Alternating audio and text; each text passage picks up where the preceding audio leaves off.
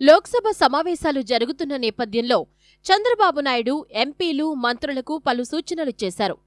మనకు రావాల్సిన నిధులు అడగండి, ఒక్క రూపాయి కూడా వదలొద్దు, 100 కోట్లు వచ్చినా తీసుకురండి, రాష్ట్రాభివృద్ధి లక్ష్యంగా నిధులు రాబట్టేందుకు ప్రయత్నించండి అని సమావేశంలో దిశానిర్దేశం చేశారు.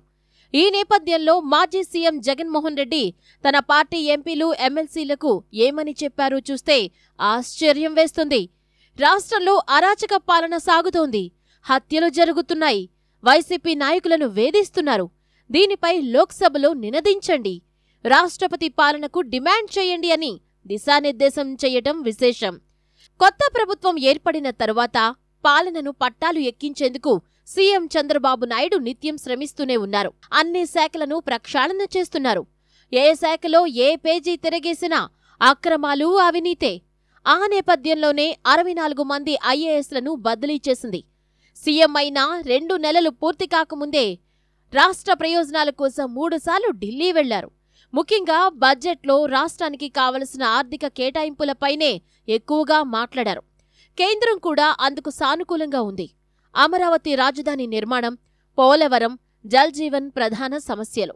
వీటిని సాధిస్తేనే రాష్ట్రాభివృద్ధి సాధ్యం. ఈ నేపథ్యంలోనే 22వ తేదీ సోమవారం నుంచి కేంద్ర బడ్జెట్ సమావేశాలు ప్రారంభం కానున్నాయి. మనకు ఏం కావాలి అన్నదానిపై గట్టిగా అడిగి సాధించవలసిన అవసరం మీపైనే ఉందని ఎంపీలు, మంత్రుల సమావేశంలో చంద్రబాబు తేల్చి చెప్పారు. కేంద్రం పథకాలకు వచ్చే నిధులన్నీ తీసుకురండి, 100 కోట్లు వచ్చేలా ఉన్నా వదలొద్దు, విభజన హామీల అమలు జరగాలి, పలు ప్రాజెక్టులపై కేంద్రంతో చర్చించాలి, ప్రజల నమ్మకాన్ని నిలబెట్టుకోవాలని నిర్దేశం చేశారు. రాష్ట్రం పరిస్థితిని దృష్టిలో ఉంచుకుని ఒక్క నిమిషం కూడా వృధా చేయకుండా పనిచేయాలన్నారు. రాయలసీమ, ఉత్తరాంధ్ర జిల్లాలతో పాటు ప్రకాశం జిల్లాకు కూడా మైక్రో ఇరిగేషన్ కింద 90% సబ్సిడీ పథకం అమలు చేయాలని కేంద్రానికి విజ్ఞప్తి చేశాం. ఇది వస్తే రైతాంగానికి చాలా ఊరటగా ఉంటుంది. తీవ్రమైన ఆర్థిక సమస్యలు ఉన్నా ఇచ్చిన హామీలను అమలు చేస్తున్నామని చంద్రబాబు వివరించారు.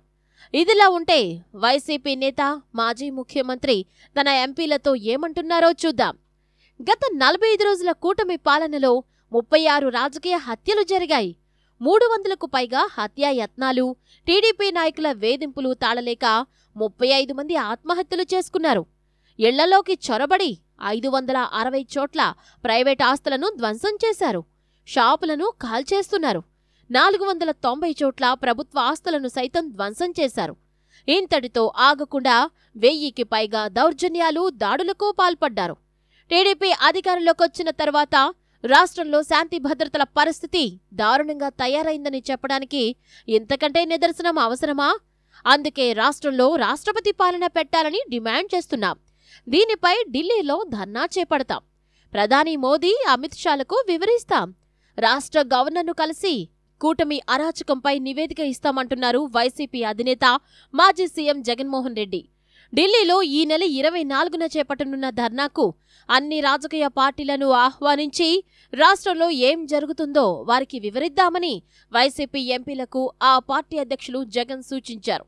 శనివారం ఆయన అధ్యక్షతన తాడేపల్లి ప్యాలెస్లో వైసీపీ పార్లమెంటరీ పార్టీ సమావేశం నిర్వహించారు. ఈ సందర్భంగా జగన్ మాట్లాడుతూ ఏపీలో పరిస్థితులను అన్ని పార్టీలకు వివరించడంతో పాటు యావత్ దేశం దృష్టికి తీసుకెళ్లాలని చెప్పారు. గవర్నర్ ప్రసంగంలోనూ ప్రభుత్వాన్ని నిలదీస్తామని, ఇదే సమయంలో ఏపీలో రాష్ట్రపతి పాలన విధించాలంటూ పార్లమెంట్లో నినదించాలని దిశానిర్దేశం చేశారు.